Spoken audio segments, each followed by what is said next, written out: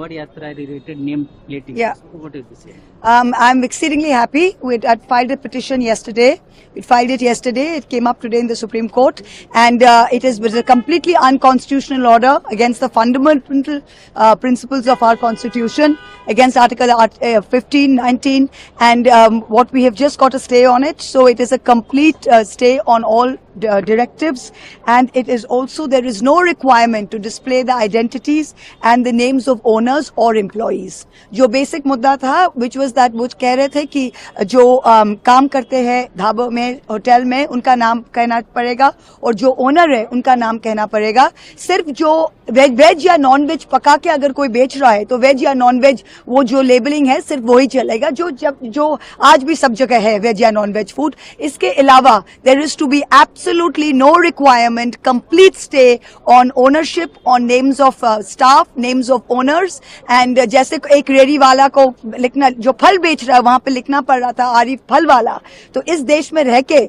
अगर किसी को अपना नाम और नाजी जर्मनी का जैसा अपने स्लीप में रहना हो, I am very glad that we stood up. I'm very thankful to my party and to my leader Mamata Banerjee, who has always stood out against anything unconstitutional, or thankful to the Supreme Court for standing by. यात्रा पर supreme court ने कांवड़ यात्रा में जो name plate है उस मामले को लेकर अभी सुप्रीम कोर्ट ने स्टे लगा दिया है, क्या कहेंगे? स्वागत करता हूं, तहे दिल से उनका अभिनंदन भी करता हूं.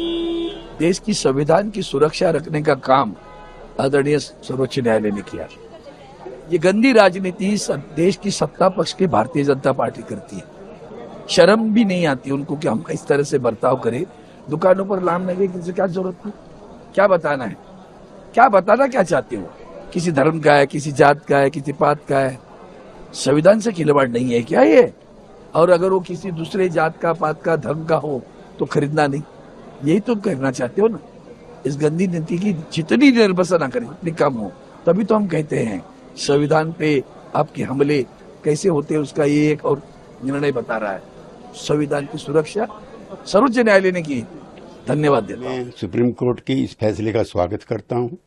हमारा एप्रीहेंशन था कि इससे समाज में विभाजन पैदा होगा. सुप्रीम कोर्ट ने इसका नोटिस लिया. धन्यवाद. नंबर 2, मैं चाहता हूं कि इस कांवड़ यात्रा के समूचे रूट पर शराब और मांस की दुकानों पर प्रतिबंध लगाया जाए, ताकि जो तीर्थ यात्री हैं उनको धार्मिक राहत की साथ. नाकामी बारिश से भी नहीं बचा पा रही सरकार. सरकार की ये नाकामी है कि बारिश से भी नहीं बचा पा रही. सोचिए. और मैं जिस समय मुझे जानकारी मिली थी कि इस तरह का सरकार का आचरण है, उसी समय मैंने कहा था कि सुप्रीम कोर्ट स्वयं इस बात को संज्ञान में ले और ऐसे कार्रवाई को रोके. जैसे दिया बुझने से पहले फड़फड़ाता है, जो सांप्रदायिक राजनीति खत्म हुई है, ये सांप्रदायिक राजनीति का दिया फड़फड़ा रहा है, इसलिए फैसला ले रहे हैं. इसीलिए फैसला चाहे इस बात का लिया जा रहा हो कि दुकानों में या और संस्थाओं में नाम लिखा जाए. मुझे उम्मीद है कि सुप्रीम कोर्ट जब इस बात पर चर्चा करेगा और संज्ञान में जब लिया है तो ऐसे कई कदम सरकार उठाएगी, क्योंकि जब सांप्रदायिक राजनीति खत्म होती है तो इसी तरीके से फड़फड़ाएंगे ये लोग. और उसी तरीके से आपने देखा होगा कितने दिनों लगा हुआ प्रतिबंध, उस पाबंदी को भी हटा दिया है. तो सांप्रदायिक राजनीति खत्म होने जा रही है. इसका दुख भारतीय जनता पार्टी को है. गतिविधियों में अब इसीलिए मैंने कहा कि जब सांप्रदायिक राजनीति खत्म होने लगती है तो आखिरी समय सांप्रदायिक राजनीति को जिंदा रखने के लिए. और ये तो बड़े सेंसिटिव चीज है कि अगर अधिकारी सेंसिटिव पोस्ट पर जाएगा और उसका व्यवहार आचरण किसी संस्था से या पॉलिटिकल पार्टी के माध्यम से उसका किया जाएगा, वो तो हम उत्तर प्रदेश में देख ही रहे हैं, हर दिन देख रहे हैं कि अधिकारी किस तरीके से पॉलिटिकल पार्टी का जो काम है वो कर रहे हैं. अखिलेश जी, आपने ये कहा कि मैंने आपसे कहा कि सांप्रदायिक राजनीति फड़फड़ा रही है. आखिरी वक्त है दिया का. ये सांप्रदायिक राजनीति ऐसे ही जाएगी। जनता समझ चुकी है इन बातों को। आपने नीट मामले में भी कहा कि ब्रेक तोड़ देगी जितने भी पेपर। देखिए, नीट में जिसको नहीं दिखाई दे रहा वो ना देखे, लेकिन नौजवान, घर परिवार के उनके सदस्य, आप लोग और सब लोग देख रहे हैं। कैसे संभव है कि एक ही जगह पर इतने बच्चे पास हो जाएं, एक ही सेंटर में इतने बच्चों को इतने नंबर आ जाएं?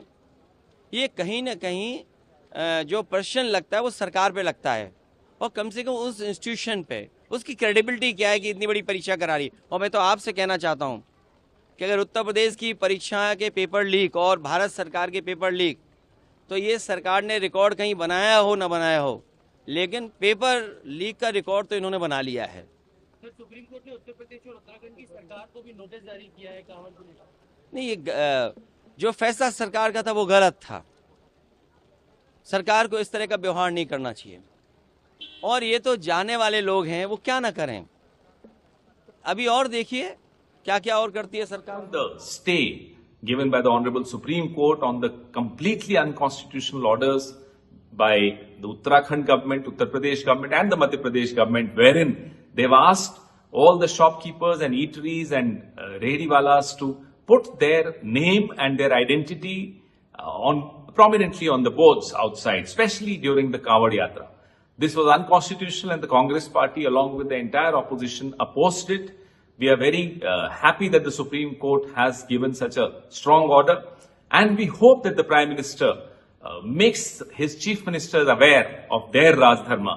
Unfortunately, this is the same Prime Minister when he was the Chief Minister of Gujarat, and then Prime Minister Atal Bihari Vajpayee asked him to follow his Raj Dharma. He defied Atalji. I hope his chief ministers don't defy him, although the Prime Minister's position in his party is considerably weakened. But we hope he retrieves that position and asserts himself and stops his chief minister from indulging into these unconstitutional measures. फैसला बहुत गलत था, और मुझे खुशी है माननीय न्यायालय ने इस मामले को संज्ञान लेते हुए एक बहुत महत्वपूर्ण फैसला दिया है, क्योंकि माननीय न्यायालय इस बात को कभी नहीं देख सके कि देश के अंदर सांप्रदायिक सौहार्द बिगड़े, देश की जो संविधान की मूल भावना उसके विरुद्ध कोई काम हो। ये बीजेपी के लोग केवल नफरत फैलाने के लिए और अपनी सरकार बचाने के लिए इस तरह के फैसले ले रहे हैं, जिसको माननीय न्यायालय ने स्टे लगा के, रोक लगा के बहुत स्वागत योग्य काम किया। ये जीत है संविधान की, ये जीत है भारत के महात्मा गांधी की उस आत्मा को जिसे इन्होंने कहा था अस्पृश्यता निवारण, जाति मिटाओ, धर्म के भेदभाव मिटाओ, उसको इन्होंने कायम किया था। और मैंने इस मुद्दे को आज उठाया था राज्यसभा में, तो सुप्रीम कोर्ट के इस फैसले का मैं स्वागत करता हूं। इसने संविधान की रक्षा की है। मैं सुप्रीम कोर्ट के इस निर्णय का बार बार स्वागत करता हूं। हमने बड़ा विरोध किया है, क्योंकि ये संविधान के खिलाफ है। मैं अपनी दुकान पे अपना धर्म, अपने जाति सब कुछ लिखूंगा, तो ये दलितों के खिलाफ है, ये आदिवासियों के खिलाफ है, और ये मुसलमानों के, अल्पसंख्यकों के खिलाफ है। हम इसका विरोध करते हैं। नहीं, देखिए, माननीय सुप्रीम कोर्ट के जजमेंट पर तो कोई आपत्ति है नहीं। जो सुप्रीम कोर्ट आदेश दे वो सर्वमान्य है, सिर माथे पर है। लेकिन एक सामान्य प्रक्रिया है कि लोगों को अपनी पहचान प्रस्तुत करने में आपत्ति नहीं होनी चाहिए। हम किसी प्रकार का पर्दा नशीन होने के लिए जब हम जाते हैं स्कूलों में, तो हम कहते हैं कि हमको पहनना हमारी पहचान है। हम नौकरी करते हैं, आईएएस होते हैं तो लिखते हैं आईएएस और अपना नाम लिखते हैं, डॉक्टर होते हैं तो अपना नाम लिखते हैं। तो हम दुकान में वैसे भी 40-50% लोग अपना नाम लिखते हैं। मैं समझता हूं कि लोगों को आपत्ति नहीं होनी चाहिए थी, लेकिन फिर भी जो माननीय सुप्रीम कोर्ट ने निर्णय दिया है वो सर माथे पर है, और जो भी आगे कानूनी प्रक्रिया होगी कि सरकार के उसका परीक्षण करती रहती है समय समय पर माननीय न्यायालय के आदेशों का। लेकिन सरकार की प्राथमिकता तो पहले यही है कि कांवड़ यात्रा सकुशल संपन्न हो, शरारती तत्व उनकी पवित्रता को भंग न करने पावे, जो नियम और कानून उनके व्रत को धारण करने में है उसका पालन कराने में सरकार सहायक बन सके। पत्थरबाजी बंद हुई है, फूल बरसते हैं, लेकिन साथ साथ दंगे भी ना हो और उनके जो धार्मिक मान्यता है उस पर आघात भी ना हो, ये सरकार का नैतिक दायित्व है और सरकार उसका निर्वहन अच्छी तरह कर रही है। मेरे ख्याल सुप्रीम कोर्ट का बहुत सही फैसला है, इसका बहुत दूरगामी संदेश जाएगा और देश में जो एक समरसता है और जो सामाजिक एकता वो कायम होगी और एक बेवजह का जो विवाद ये छेड़ा गया राजनीतिक फायदे के लिए वो समाप्त हो जाएगा। तो मैं सुप्रीम कोर्ट का धन्यवाद करना चाहता हूँ कि उसने बहुत अच्छा जो है निर्णय अभी तक लिया है। सर, ये जो फैसला है फिलहाल स्टे है, आपको लगता है कि सुप्रीम कोर्ट इस फैसले को आगे भी बरकरार रखेगा? अगर उन्होंने इनिशियली ये फैसला दिया है तो सोच समझ के दिया होगा, तो मुझे लगता है कि ये बहुत एक जो है सही और उचित कदम है जो सर्वोच्च न्यायालय ने लिया है। We wholeheartedly welcome the decision of the Supreme Court. It's a timely decision and it will boost the morale of all those who fought for it. Because this was not an issue which limited to the periphery of UP and Uttarakhand only. This has actually tarnished the image of the country as a whole, because we are claiming it as a Vishwaguru, and in a country like India this is happening. What a shameful, what a pity. So this government should learn lessons from this thing, and UP government should apologize. I mean, the Modi, this Yogi Adityanath should apologize to the whole nation for allowing this kind of things happen. No?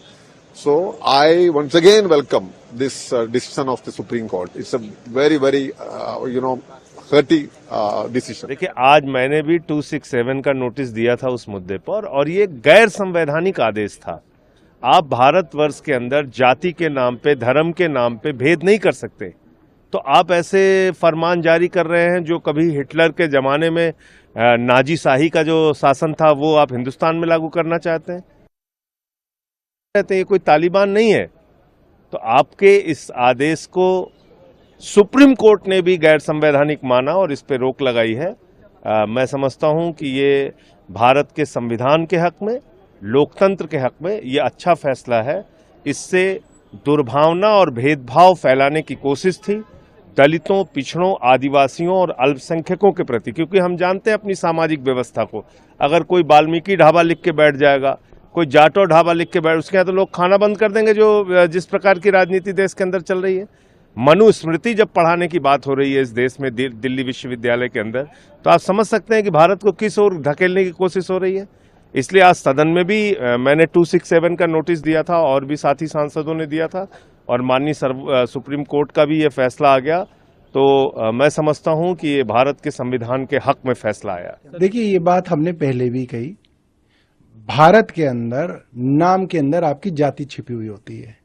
हमारे समाज में ये कुरीति हमेशा से रही कि लोग किसी किसी जाति के साथ भेदभाव करते हैं, उनके हाथ से छुई हुई चीजें कुछ लोग नहीं खाते हैं, और जब आप कहते हैं कि आप अपना पूरा नाम वहां पे लिखें, तो बेसिकली आप उसकी जाति जो है उसको दर्शाना चाहते हैं, और आप एक ऐसी जमीन तैयार कर रहे हैं जिसमें लोगों के खिलाफ उनके धर्म के, उनकी जाति के आधार पे जो है भेदभाव हो सके, जो कि सरकार को इन चीजों से दूर रहना चाहिए। ये हमारा संविधान जो है इसकी इजाजत नहीं देता, इसलिए सुप्रीम कोर्ट ने इस पे रोक लगाई है और इस रोक का हम स्वागत करते हैं।